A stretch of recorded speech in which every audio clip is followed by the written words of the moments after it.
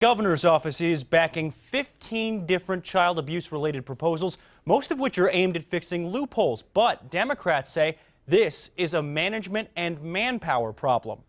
It has to be a priority.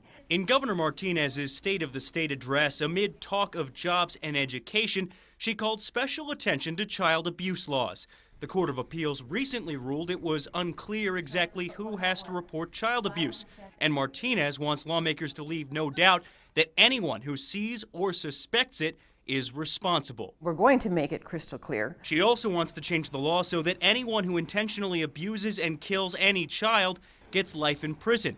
Currently, that's just the penalty if a victim is younger than 12. And what about the Omari Varela case? Martinez tells us CYFD had referred his mother for counseling, but if they didn't follow through, we couldn't. The CYFD doesn't have the power to come back and say you didn't do what we asked you to do. That's another loophole Martinez is asking legislators to close. You can close all the loopholes you want. You can add any number of new crimes to the list, but if you don't have the caseworkers, the investigators, and the attorneys for the department, it's not going to make a lick of difference. Democrat Brian Egolf says understaffing at CYFD is the real problem, something he blames on the Martinez administration's management of the department. CYFD returned about $6 million from last year's budgeted money because of unfilled positions. There's no one there to do an investigation. It's the children who suffer, and in some cases, it's the children who lose their lives.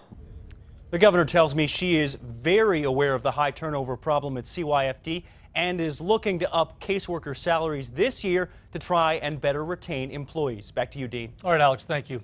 Other changes being proposed would aim at making the penalties for enticing a child in person the same as they are for enticing a child online.